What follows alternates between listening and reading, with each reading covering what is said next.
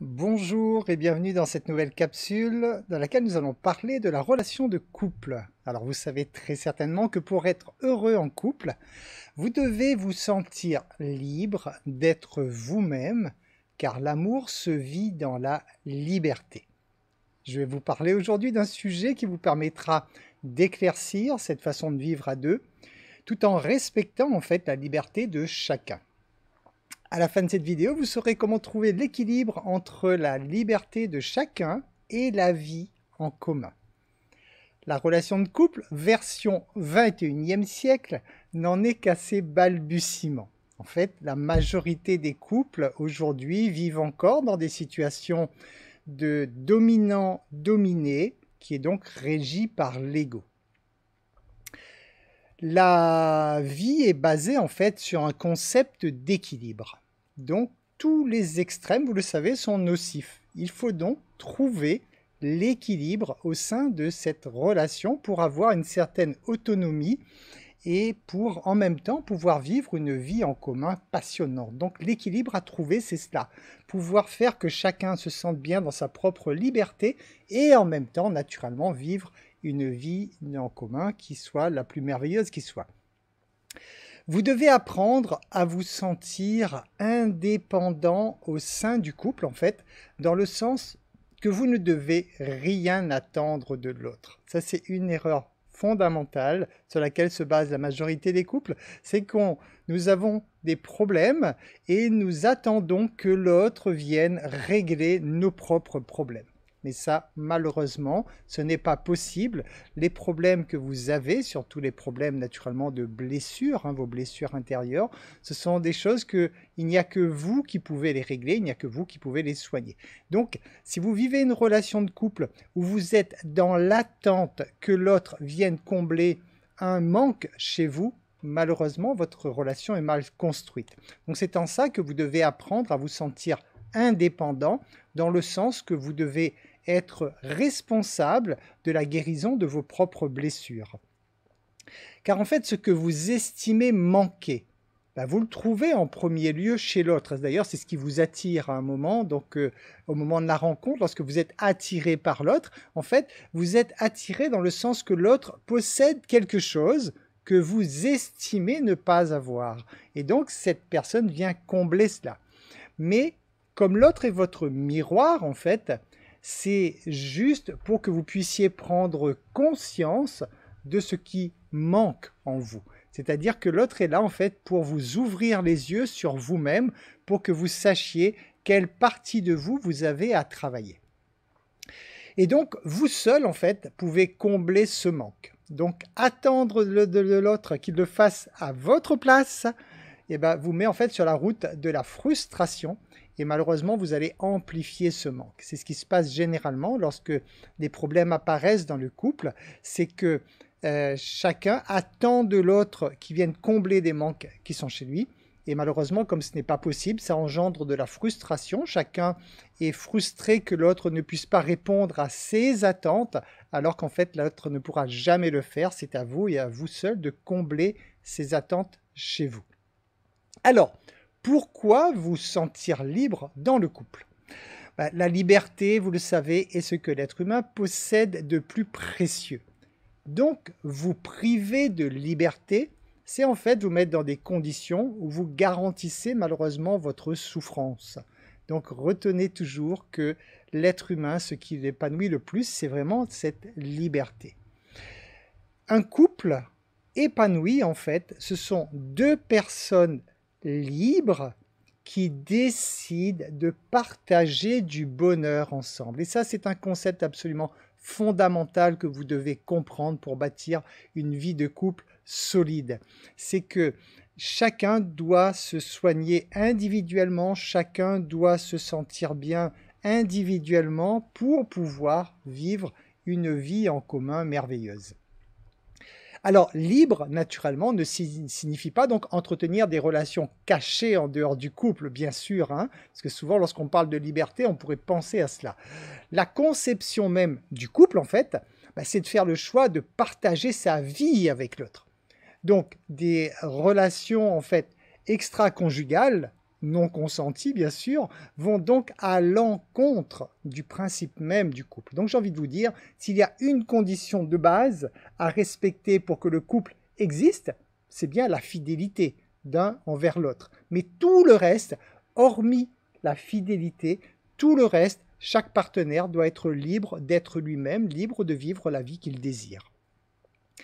Donc vous sentir libre en fait dans votre couple, c'est vous permettre d'être vous-même et permettre également à l'autre d'être lui-même. Et la liberté en fait instaure la confiance. Pour qu'il y ait confiance au sein du couple, il faut donc qu'il y ait cette notion de liberté. Ça veut dire qu'il faut qu'il n'y ait pas de jugement ni de critique. Chacun est libre de penser ce qu'il veut. Chacun est libre d'exprimer ses désirs ou sa façon de penser. Donc tout cela rejoint la liberté au sein du couple. Donc comment maintenant vous sentir libre dans le couple sans détruire le couple? Parce que c'est toujours une question d'équilibre. Trop de liberté pourrait amener effectivement à ce que le couple éclate, parce qu'il n'y a plus rien en commun, et pas suffisamment de liberté, c'est un couple qui va souffrir avec des tensions perpétuelles. Donc trouver cet équilibre, en fait, il faut savoir que la liberté en elle-même ne détruit pas. La liberté est rattachée à l'amour inconditionnel, donc ça ne détruit pas. C'est l'attachement, donc la non-liberté, qui fait souffrir. Donc comprenez bien cette notion qui n'est pas encore simple à comprendre par beaucoup de personnes encore aujourd'hui sur cette planète, que l'attachement n'a absolument rien à voir avec l'amour.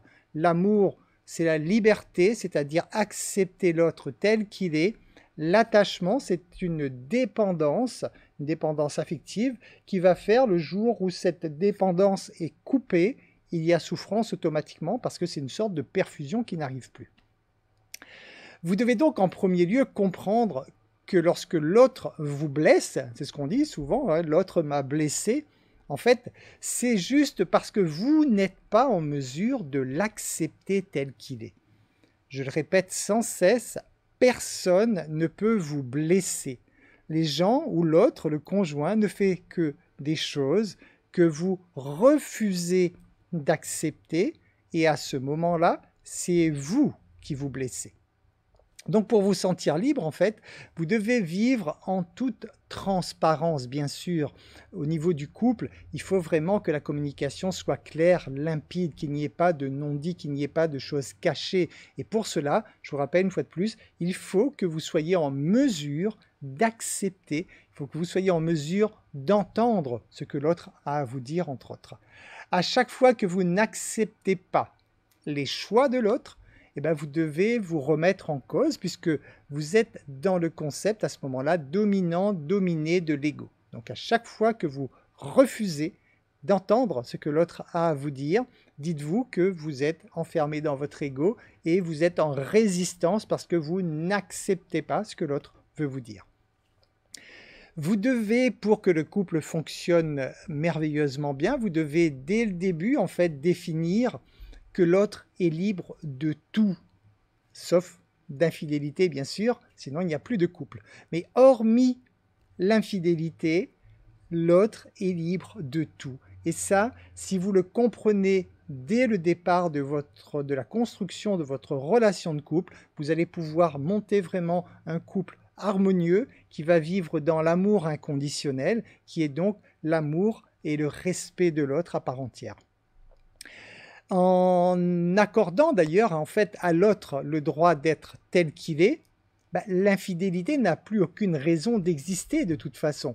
Parce que l'autre en fait trouve chez vous ce qu'il y a de plus précieux, c'est-à-dire son respect de lui, donc de sa liberté. C'est ça que vous devez vraiment comprendre. Souvent, les couples ont peur de parler de liberté parce qu'ils se disent l'autre va partir ou l'autre va aller voir ailleurs. Mais au contraire, lorsque vous accordez à l'autre la liberté d'être tel qu'il est, vous accordez à l'autre en fait ce qu'il a de plus précieux. Donc il n'a plus rien à aller chercher ailleurs, il se sent merveilleusement bien dans son couple et il n'y a plus aucune question d'infidélité qui peut se poser. Ce respect en fait de la liberté ne doit pas mener en fait au fait que le couple ne partagent plus rien en commun. C'est juste là l'équilibre à veiller en fait, hein. Vous devez pouvoir vivre chacun dans une liberté totale pour vous épanouir, mais on est d'accord qu'il faut absolument que le couple partage des choses en commun, sinon il n'y a plus de couple. C'est juste deux personnes qui vivent sous le même toit. Donc c'est à ça, vous devez veiller à cet équilibre, que vous devez chacun vous construire individuellement dans la liberté d'être vous-même, dans vos propres plaisirs, mais vous devez naturellement construire également une vie en commun, une vie de couple, sinon il n'y aurait plus de couple. Accorder également à chacun sa propre liberté, c'est-à-dire la liberté d'action, c'est-à-dire de faire ce qu'il veut, et de penser ce qu'il veut également, et prévoir des moments donc où les plaisirs seront partagés par les deux.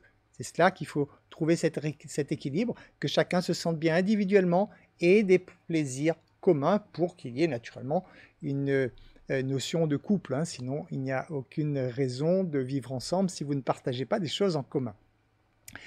Alors être indépendant dans le couple, ça ne signifie pas donc passer 100% de son temps hors du couple. Parce qu'effectivement, si vous passez 100% de votre temps hors du couple, vous comprenez bien qu'à ce moment-là, il n'y a plus de couple et la question ne se pose plus. Donc pour pouvoir construire cette vie harmonieuse à deux, vous devez vraiment la baser sur le respect de l'autre et sur le fait que l'autre est un être libre, autant que vous d'ailleurs, donc libre d'avoir ses propres pensées, libre d'avoir ses propres schémas de fonctionnement, parce que l'autre n'est pas vous, l'autre s'est construit par rapport à son éducation, s'est construit par rapport à sa propre personnalité, ses propres expériences, et l'amour inconditionnel se base sur le fait d'accepter l'autre tel qu'il est.